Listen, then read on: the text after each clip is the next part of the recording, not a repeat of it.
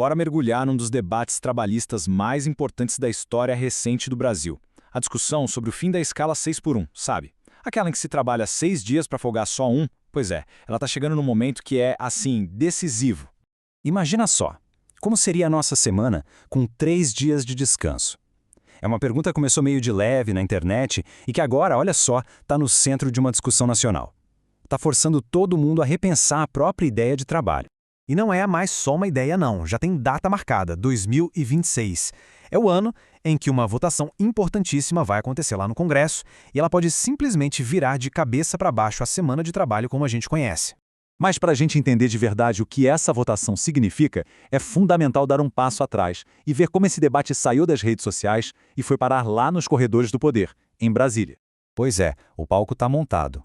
Quando o presidente da Câmara, Hugo Mota, bateu o martelo e marcou a votação para maio de 2026, ele colocou o assunto de vez na agenda oficial do país. Agora é para valer. E o mais curioso disso tudo é que esse debate nacional gigantesco foi iniciado por um único post numa rede social. É uma prova, né, da força que a mobilização das pessoas tem hoje em dia. Tudo começou em setembro de 2023. Um balconista de farmácia, o Rick Azevedo, postou um vídeo que era um desabafo, sabe? Falando sobre como a jornada 6 por 1 é exaustiva. E o que ele disse se conectou com um sentimento geral que já vinha crescendo sobre qualidade de vida e o futuro do trabalho. Aqui no Brasil, a coisa explodiu e ressoou com milhões de pessoas.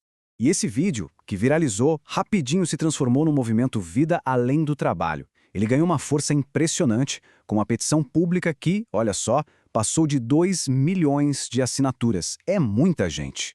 Em 2024, toda essa pressão popular finalmente saiu do papel e virou uma proposta de emenda à Constituição, a famosa PEC. A ideia? Uma mudança radical. Reduzir a semana de trabalho de 44 horas para 36 horas. Só que, claro, do outro lado desse debate, existem preocupações econômicas bem sérias, levantadas principalmente pelo setor empresarial. Afinal, essa mudança tem um custo.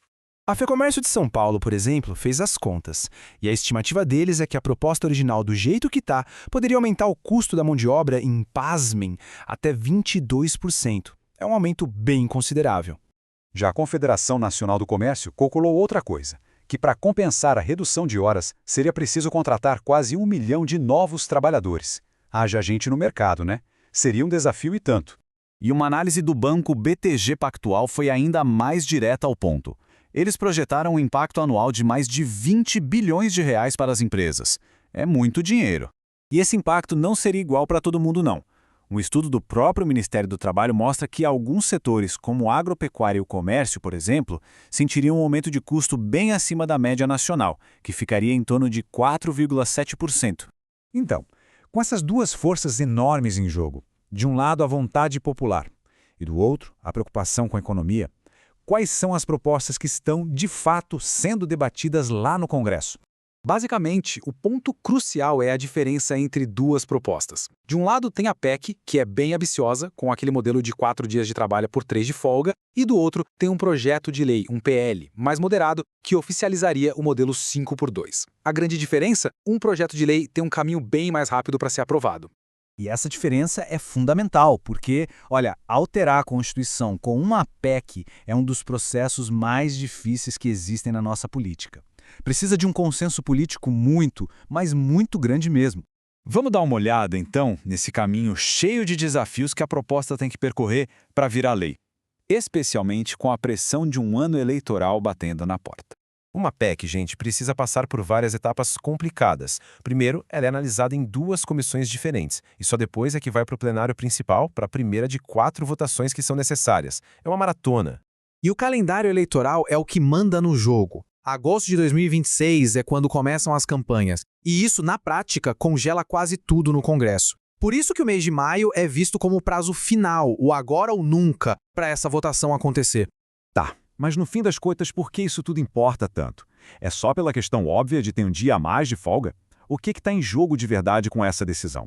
Se for aprovada como uma emenda constitucional, a decisão não vai só mudar a semana de trabalho. Ela vai causar um verdadeiro efeito cascata, vai alterar toda a legislação trabalhista, os acordos coletivos, as normas de todos os setores, vai basicamente redefinir as regras do jogo para todo mundo. No final, a votação de 2026 nos força a pensar numa questão que é fundamental para o futuro do país. É um grande teste, sabe? Para ver se o Brasil consegue equilibrar o avanço das condições de trabalho com a necessidade de ter uma economia estável e competitiva. A resposta para essa pergunta vai definir a nossa próxima década.